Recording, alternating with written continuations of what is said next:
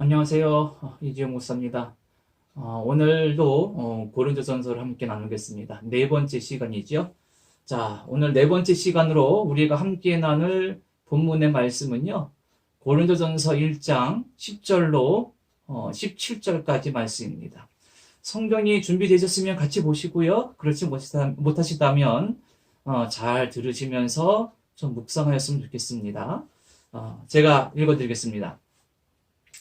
형제들아, 내가 우리 주 예수 그리스도 이름으로 너희를 권하노니 너희가 같은 말을 하고 너희 가운데 분쟁이 없는 같은 마음과 같은 뜻으로 온전히 합하라. 내 형제들아, 글로에의 집 형편으로 너희에 대한 말이 내게 들리니 곧 너희 가운데 분쟁이 있다는 것이라.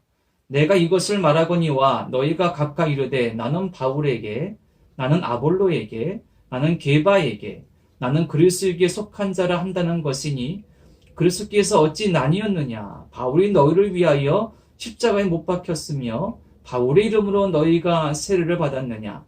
나는 그리스도와 가이오 외에는 너희 중 아무에게도 내가 세례를 베풀지 아니한 것을 감사하노니 이는 아무도 나의 이름으로 세례를 받았다 말하지 못하게 하려 함이라. 내가 또한 스데바나 집 사람에게 세례를 베풀었고 그 외에는 다른 누구에게 세례를 베풀었는지 알지 못하노라. 그리스도께서 나를 보내심은 세례를 베풀게 하려 하심이 아니요 오직 복음을 전하게 하려 하심이로되 말의 지혜로 하지 아니함은 그리스도의 십자가가 헛되지 않게 하려 함이라. 아멘. 자, 이제 우리가 앞서 3시간 동안 9절까지 보면서 고린도전서의 서론적인 부분, 편지로 보면 인사말의 부분을 함께 봤어요. 이제 오늘부터가 고린도전서의 본론에 대한 부분입니다. 시작인 거죠.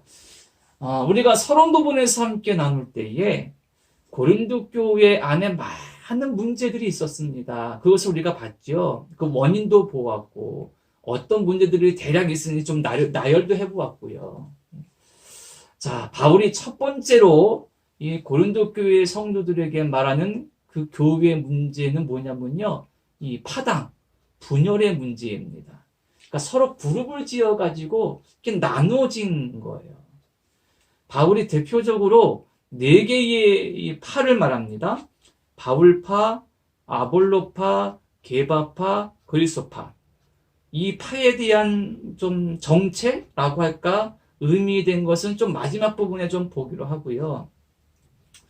어쨌든 바울이 말하는 바 4개의 파를 말하는데 그 이상이 있었는지도 모르죠. 어쨌든 이런 파가 나누어져서 교회 안에 그룹별로 갈등이 있고 대립이 있고 그로 말미암은 여러 혼란이 있었다. 물론 이 파당의 문제는요. 여러 교회 안에 있는 여러 문제들의 결과일 수 있습니다. 어쨌든 이 바울이 생각하기에 이 분열, 파당의 문제, 분쟁의 문제를 첫 번째로 말하는 것 보니까 바울의 생각에는 이 분열과 파당의 문제가 가장 심각하지 않는가. 그렇게 생각할 수도 있는 거죠. 이와 더불어서 바울이 이 분열, 파당의 원인을 하나 말하는데 그것은 바로 세례의 문제입니다. 아마 파당의 여러 이유 중에 하나일 수 있겠죠. 이런 것 같아요. 바울이 고린도에 가서 복음을 전하면서 몇 가정에게 이 세례를 베푼 것 같아요. 그런데 이 사람들이 내가 바울에게 세례를 받았기 때문에 나는 바울을 좋아해. 바울 사도님을 존경해. 그래서 바울을 추종하는 겁니다. 너무 바울을 좋아하고 그의 어떤 세례 베푸심에 대해서 감격하면서 그분을 무슨 예수님처럼 막 믿고 섬기는 그런 추종하는 모습을 보인다는 거죠. 그래서 바울이 말하기를 오늘 말씀을 보면 참 그의 마음을 느낄 수가 있어요. 자, 13절부터 세례에 대한 말이 나오는데 14절에 바울이 이렇게 말합니다. 나는 그리스도와 가이오 외에는 너희에게 세례를 베풀지 않았다. 그러니까 그리스도와 가이오라는 사람에게는 바울이 세례를 베풀었는데 그 외에는 내가 세례 베푼 사람이 없다. 내가 그 몇 사람한테 세례 주었는데 왜 그것 때문에 너희가 당을 짓고 서로 싸우고 난리냐? 이런 말이죠. 그런데 조금 있다 보니까 또 생각나는 사람이 있어요. 아, 내가 그리스도와 가이오 외에 세례 준 사람이 또 있지. 16절 보면 스데바나 집 사람에게 준 것이 기억이 나는 거예요. 그러니까 이 고린도전서 그 당시에는 편지를 쓸 때에 대피를 많이 했다 그럽니다. 그러니까 이렇게 상상해 보는 거죠. 바울이 옆에 그 석이라고 할 수 있는 편지를 쓰는 사람을 앉혀놓고 본인이 지금 말을 하고 있는 거예요. 그런데 받아 쓰는 사람은 그가 받아 쓰고요. 바울이 세례에 대해서 막 말하다 보니까 아, 내가 세례 준 사람이 그리스도와 가이오 외에 스데바나지 사람들도 있어. 이런 생각이 드는 겁니다. 그러니까 이제 좀 실감나게 우리가 좀 느낄 수가 있는 거죠. 자, 이렇게 세계를 내가 누구에게 세례받았다. 그런 걸로 인해서 막 그 사람을 추종하고 그런 거죠. 이 분열과 분쟁과 파등의 문제가 심각해진 겁니다. 이에 대해서 바울이 말하는 겉면이 뭐냐, 그 해결책이 뭐냐가 중요하겠죠. 우리가 읽은 첫 번째 말씀 10절 중반에 보면 너희를 권하노니 모두가 같은 말을 하고 너희 가운데 분쟁이 없이 같은 마음과 같은 뜻을 온전히 합하라. 이렇게 말합니다. 바울이 이런 분쟁과 분열의 문제를 해결하기 위해서 뭐라 말하냐면 같은 말을 하고 같은 마음을 가지고 같은 뜻을 가져라. 온전히 합해라. 여기서 말하는 이 말은요, 뭐 언어가 아니겠죠. 어느 나라 말, 뭐 그런 말이 아닙니다. 같은 생각, 같은 뜻을 가지라는 거죠. 그런데 예나 지금이나 뭐 교회뿐 아니라 모든 어떤 공동체나 집단은 사람이 모인 곳엔 이렇게 그룹이 지을 수 있고요. 당이 나눠질 수밖에 없어요. 이것이 긍정적인 부분일 수 있고 때로는 상황 속에서 부정적일 수도 있죠. 어쨌든 사람이란 존재가 모인 곳에는 인간의 어떤 본성적인 측면으로 말미암아 이런 그룹들이 생겨나서 싸우게 돼 있고 경쟁하게 돼 있다는 것입니다. 근데 교회 안에 고린도 교회는 부정적인 모습으로 이것이 드러났죠. 자, 이런 부분들을 어떻게 해결할 수 있을까요? 어떻게 같은 말을 하고 어떻게 다양한 사람들이 같은 마음을 품고 같은 뜻을 품을 수 있느냐는 것이죠. 쉽지 않은 문제입니다. 저는 여기서 바울이 빌립보서에서 한 말이 생각납니다. 바울이 빌립보서 2장 5절 이하에서 일컨대 그 그리스도 창가라고 불리는 초대교회의 신앙 고백을 그가 고백합니다. 그 첫 번째 2장 5절에서 너희 안에 이 마음을 품으라. 곧 그리스도 예수의 마음이니. 이렇게 말합니다. 자, 이 고린도 교회뿐 아니라 모든 신앙 공동체에 분열이나 갈등이나 파당의 문제가 있다. 어떻게 해결할 수 있느냐? 바울이 같은 말, 같은 마음, 같은 뜻을 가지라 그랬죠? 결국에는 하나입니다.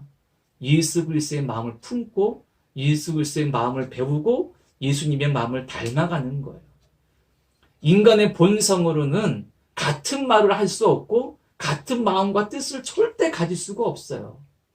그래서 어느 집단이건 어느 공동체건 문제가 있을 수밖에 없는 겁니다.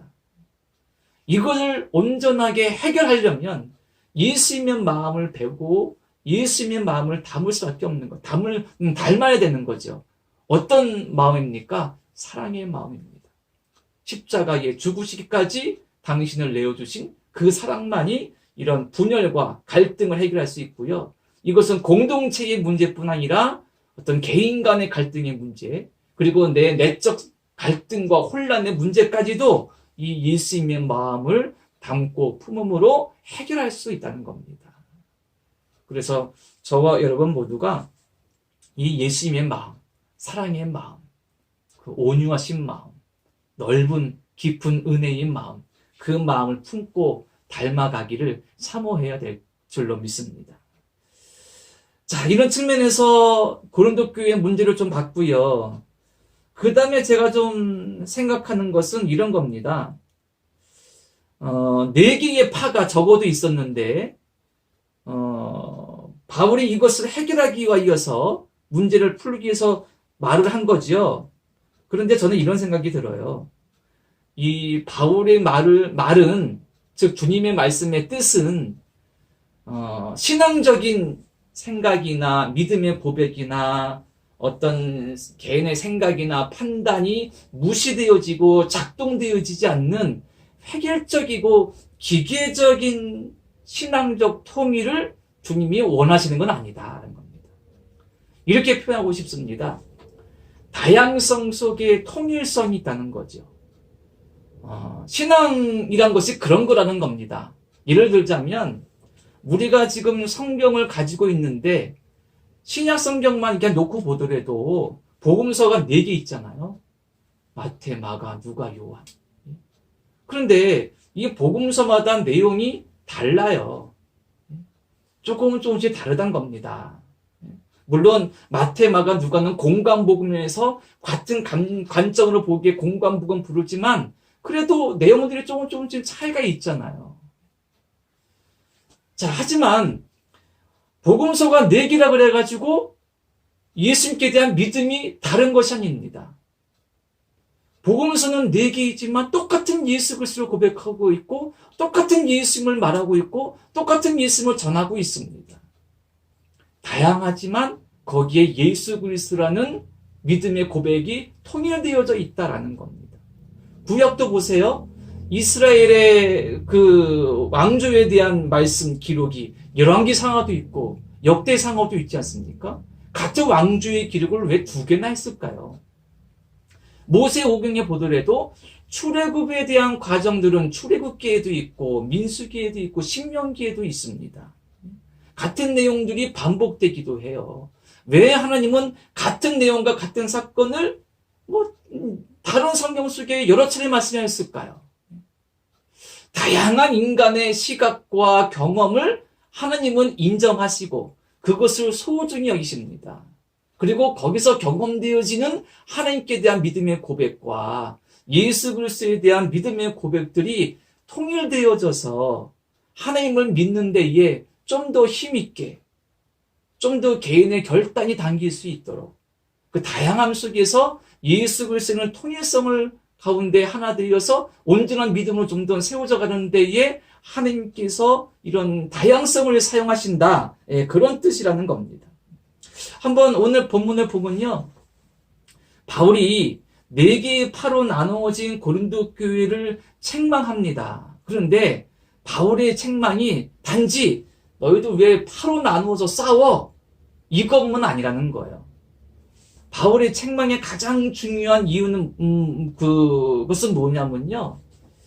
자신인 바울이나 아볼로나 게바를 예수님과 동일시 여긴다는 거예요. 절대적인 신앙의 대상은 예수 그리스도입니다. 그런데 고린도 교인들이 예수님을 영접하고 복음을 배우고 신앙을 가졌음에도 불구하고 예수님을 전하는 자들, 도구에 불과한 바울이나 아볼로나 게바 같은 사람들을 마치 예수님과 동급인 양 그들을 추종하고 그들을 따르고 그들을 중심으로 그룹을 만든다는 겁니다. 그러니까 바울이 지금 책망하는 가장 큰 중요한 문제는 절대적인 신앙의 대상인 예수 그리스도의 바울, 아볼로, 게바 같은 이들을 끌어들여서 예수님과 무슨 비슷한 것처럼 그렇게 여기는 것에 대해서 책망하고 있다는 거죠. 그룹이 있을 수 있습니다. 이런 파가 있을 수 있어요. 하지만 그 어떤 그룹이나 파나 그런 부분들의 다양성 속에서 예수 그리스도를 믿는 여러 모습들이 더 여러 가지 의견과 상황 속에서 하나 되어질 때에 더 큰 힘을 발휘할 수 있다는 것입니다. 우리 한국 기독교의 약점이면서도 많이 비판받는 이유가 분열이죠. 교단과 교파가 수없이 많고 많이 갈라져 있죠. 그래서 하나 되지 못하는 모습. 너무나 많은 어떤 그 교단이나 교파 때문에 통제되지 않고 질서가 무질서한 부분 때문에 많이 사회에서도 비판받는 것이 현실인데 반대로 보면 장점도 있습니다. 그게 뭐냐면 다양한 신앙의 모습들이 있다는 거예요. 감리교도 있고 장로교도 있고 나는 웨슬리의 신학이 좋아. 웨슬리의 신학을 따르고 그것을 중요시 여기는 감리교도 있고요. 칼빈의 신학을 중요시 여기는 장로교도 있고요. 뜨거운 것을 좋아하는 순복음도 있고요. 여러 가지의 모습도 있습니다. 이 다양한 모습 속에서 예수 그리스도를 믿는 믿음의 통일성이 분명하다면 이것이 더 큰 여러 사람들에게, 여러 다양한 사람들에게, 여러 상황과 환경 속에 적용되어서 예수님을 전하고 믿는 데 좀 더 유용할 수 있고 힘을 발휘할 수 있다는 것이죠. 단 이단이나 사이비로 넘어가지 않는 그 선을 철저히 분별하는 그런 시각과 믿음의 지혜와 지식이 필요한 것이죠. 그런 의미에서 저는 이 고린도 교회의 파당의 문제를 단지 나누어진 것의 문제가 아니라 예수 그리스도를 인간과 연결하여서 인간과 예수님을 그냥 초중의 대상으로 같이 여기는 그런 부분들을 바울이 책망하고 염려하고 있다라고 보는 것이 좀 더 좋지 않을까 그런 생각을 하게 됩니다. 자, 마지막 한 가지만 좀 더 볼까요? 그러면 17절 말씀을 보면 이제 이 파당의 문제 때문에, 세례의 문제 때문에 이 혼란 속에 있는 고린도 교회를 향하여서 바울이 이렇게 말하죠. 자, 17절 말씀 보시겠어요? 자, 제가 읽어드리겠습니다. 그리스도께서 나를 보내심은 세례를 베풀게 하려 하심이 아니요 오직 복음을 전하게 하려 하심이로되 말의 지혜로 하지 아니함은 그리스도의 십자가가 헛되지 않게 하려 함이라. 아멘. 자, 여기서 이 네 개의 파를 좀 생각해 보죠. 자, 어떤 사람들이 어떤 파에 있었을까? 이런 겁니다. 바울파에는 어떤 사람들이 있었을까요? 지난 시간에 제가 고린도라는 도시는 당시 인종의 집합소라고 말씀을 드렸죠. 여러 인종과 여러 지역과 여러 나라의 사람들이 모인 곳이었습니다. 그러니까 거기에 헬라인들도 있고 유대인들도 있고 애굽 사람도 있고 뭐 백인도 있고 흑인도 있고 주인도 있고 노예도 있고 종도 있고 그런 거예요. 고린도 교회에도 이런 다양한 사람들이 모여 있었을 거란 얘기입니다. 그러면 바울파는 어떤 사람들이 있었을까? 짐작입니다. 아마도 바울은 스스로를 이방인의 사도라 그랬죠. 바울이 유대에서 와서 복음을 전했을 때에 바울이 어떤 복음 전하는 것이나 그의 출신이나 그의 어떤 신앙적이고 가문적인 배경들 그리고 그런 상황 속에서 볼 때에 이방인으로서 헬라인이나 애굽인 그런 사람들로서 회심하여서 예수를 믿은 이방인 기독교인들이 아마 바울을 추종하지 않았을까? 그런 생각이 듭니다. 그 아볼로파는 어떤 사람들이었을까? 아볼로에 대한 기록이요, 사도행전에 있어요. 그 사도행전 18장 24절 이하에 보면 아볼로가 그 에베소에 와서 성경을 가르치는데 능통한 겁니다. 사람들이 깜짝 놀라죠. 그런데 이 브리스길라와 아굴라 부부와 보니까 많이 아는데 요한의 세례만 알 뿐이다. 이렇게 말하고 있습니다. 그래서 브리스길라와 아굴라 부부가 그를 집으로 데려가서 예수의 복음을 전하고 가르친 겁니다. 이 아볼로가 어디 출신이냐면 알렉산드리아 출신입니다. 알렉산드리아는 애굽, 지금의 이집트 북부에 있는 아주 대도시였습니다. 알렉산드리아는 아주 유명한 것이 우리가 가지고 있는 성경이 어떻게 보면 좀 기원이나 모태가 될 수 있는 70인역이라는 성경이 있어요. 그것이 번역되고 기록되어진 것이었습니다. 70여 명의 유대인 학자가 모여서 히브리어 구약 성경을 헬라어로 바꾸어서 구약 성경을 냈다는 번역한 겁니다. 그곳이 알렉산드리아라는 도시거든요. 이 알렉산드리아는 옛날부터 학문의 도시로 유명했고요. 거기에는 많은 유대인들이 있어서 유대인 공동체가 탄탄하게 자리 잡고 있었습니다. 그러니까 아볼로는 사도행전에서도 말하는 것처럼 아주 지식적인 똑똑한 사람이에요. 엘리트입니다. 그래서 아마도 고린도 교회에서 아볼로를 추종하는 사람들은 그래도 지식인의 층 사람들이 아니었을까. 아볼로의 말을 듣고 저렇게 철학적이고 지식이 많은 사람, 난 저 사람이 좋아. 그런 지식인들이라고 말하시는 사람들이 아볼로를 추종하지 않았을까 그렇게 생각할 수가 있고요. 그러면 베드로파는 어떤 사람들이 있었을까요? 베드로가 이 고린도에 갔는지 안 갔는지는 잘 알 수가 없습니다. 그리고 성경에 그에 대한 기록이 나와 있지 않기 때문에 바울이 베드로가 정말 고린도를 방문했었을까? 그건 잘 모르겠어요. 그런데 베드로 하면 예루살렘에 있는 교회를 대표하죠. 예수님의 12제자를 대표하죠.